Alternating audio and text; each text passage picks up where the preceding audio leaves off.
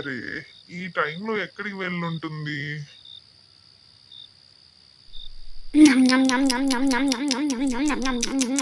నేహా, ఇది దయ్యాలు తినే టైమోయ్. అబ్బా ఊరుకో రవి, నాకు ఆకలిగా ఉంది, నిద్ర పట్టట్లేదు. ఈ వేళప్పుడు ఎవరైనా తింటారా? నీ హెల్త్ చూసుకోవా? నీకేదన్నా అయితే? మ్మ్. నాకు ఆకలికి ఏదన్నా అయితే ఎక్కువ కంగారు పడకు రవి. నా పిచ్చి కానీ రాత్రి డిస్కషన్ దీంతో నాకు అవసరమా? సర్లే, నీ ఆకలి తీరితే వెళ్ళి పడుకుందాం మరి.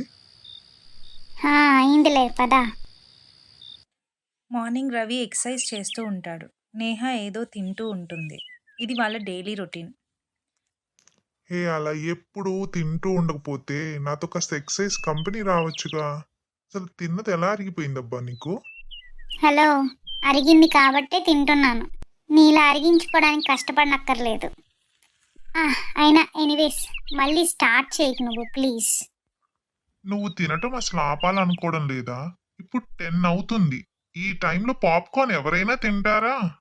పాప్కార్న్కి టైం టేబుల్ ఉండదు రవి, అవి ఎప్పుడైనా టేస్ట్గా ఉంటాయి. జోక్ కాదు నేహా, నేను చాలా సీరియస్గా అడుగుతున్నాను.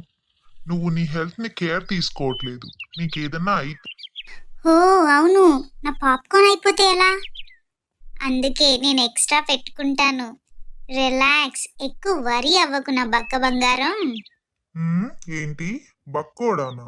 హలో, నేను డోర్లోకి చక్కగా పడతాను, నీలా పక్కకి తిరిగి వెళ్ళను మేడం. ఓ మై గాడ్, నువ్వు మాట్లాడుతూనే ఉండు రవి, నేను ఇక్కడి నుంచి వెళ్తున్నాను. Enjoy your exercise, bye. Ravi దగ్గర నుంచి కోపంగా వచ్చేసిన నేహ కాసేపటి తర్వాత షాపింగ్కి వెళ్తుంది. అక్కడ నేహాకి ఒక పింక్ డ్రెస్ చాలా నచ్చుతుంది.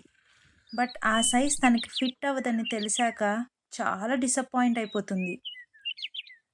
తనకి సరిపడే వేరే డ్రెస్ సెలెక్ట్ చేసుకున్నా కూడా నేహాకి ఆ పింక్ డ్రెస్ మర్చిపోలేక చాలా బాధపడుతుంది.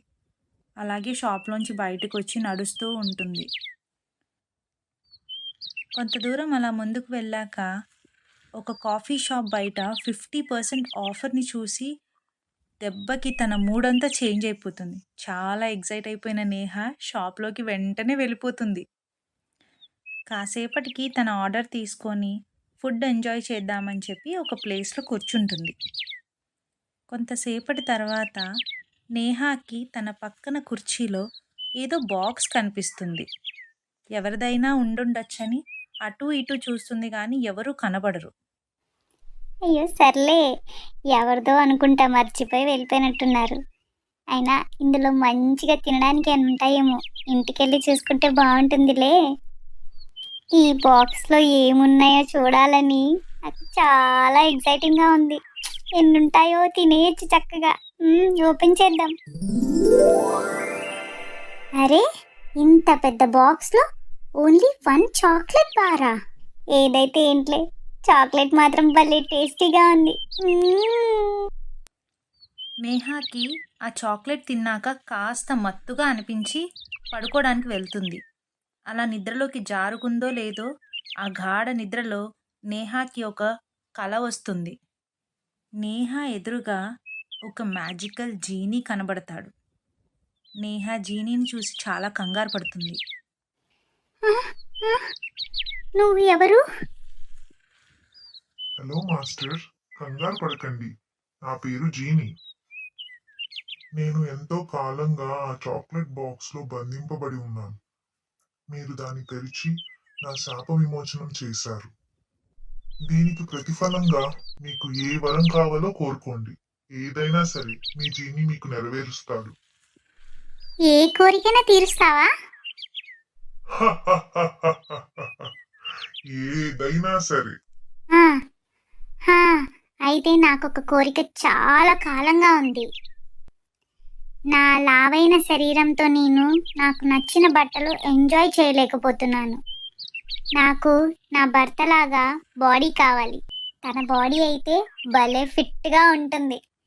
అప్పుడైతే నాకు నచ్చిన బట్టలు వేసుకోవచ్చు. అలాగే.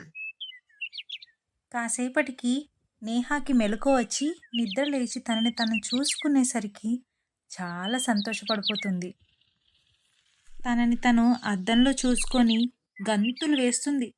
ఈలోగా బాగా గట్టిగా అరుస్తున్నట్లు, ఎవరో ఏడుస్తున్నట్టుగా అనిపిస్తుంది. హాల్లోకి వెళ్ళి చూసేసరికి రవి ఏడుస్తూ ఉంటాడు. హే రవి, ఎందుకలా ఏడుస్తున్నావు? ఏమైంది? నేహా, నాకు పెద్ద రోగం ఏదో వచ్చినట్టుంది. రాత్రికి రాత్రి నేను చూడు ఎంత లావైపోయానో. అయ్యో రవి, అది రోగం కాదు, మ్యాజిక్. ఏం జరిగిందో చెప్తాను విను. నేహా తనకి కలలో జరిగిన దాని గురించి మొత్తం చెప్తుంది. ఆ? అసలు నువ్వు ఏం మాట్లాడుతున్నావు నేహా? నా గురించి అసలు ఒక్క నిమిషం ఆలోచించవా? ఎందుకు రవి అంత ఓవర్ రియాక్ట్ అవుతున్నావు? అయినా నువ్వు నా గురించి ఆలోచించవా? నన్ను సన్నగా చూడాలని నీకు లేదా? అంతేలే, నా హ్యాపీనెస్ నీకెందుకు హ్యాపీ అవుతుంది? అని చాలా కోపంగా అక్కడి నుంచి వెళ్ళిపోతుంది నేహ. రవి చాలా బాధపడుతూ అక్కడే ఉండిపోతాడు. ఎంత బాధపడినా మరుసటి ఉదయం తన ఎక్సర్సైజ్ చేస్తూ ఉంటాడు రవి. నేహ మాత్రం ఎప్పట్లాగానే తింటూ ఉంటుంది. ఇదిలా గడుస్తూ 6 నెలలు గడిచిపోతుంది. రవిలో చాలా చేంజెస్ వస్తాయి. రవి చాలా ఫిట్ అవుతాడు. ఇంతకు ముందులాగానే బాడీ మెయింటైన్ చేస్తూ ఉంటాడు. అటు చూస్తే నేహ తిని తిని మళ్ళీ లావైపోతుంది. నేహ ఓ పక్కన కూర్చొని చాలా బాధపడుతూ ఉంటుంది. ఏమైంది నేహా? చాలా డల్ గా కనిపిస్తున్నావు. తినడానికి ఏమీ లేవా ఏంటి?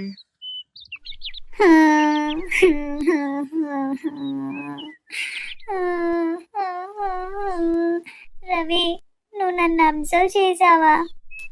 నేను మళ్ళీ లావైపోయాను రవి. సరే సరే, అలా బాధపడకోయి నువ్వు. దీనివల్ల నీకేమన్నా అర్థమైందా? నువ్వేనా నేర్చుకున్నావా లేదా? తెలుసుకున్నాను రవి. నాకు బుద్ధి వచ్చింది. బాడీ మాత్రమే మారిస్తే కాదు, నా బ్రెయిన్ని నేను కంట్రోల్లో పెట్టుకోవాలి. నేను ఫుడ్ కంట్రోల్ చేసుకోవాలి, ఎక్సర్సైజ్ చేయాలి. ఇక నుంచి అలాగే చేస్తాను Ravi. Good Neha, I'm happy for you. అలాగే ఫాలో అవ్వు.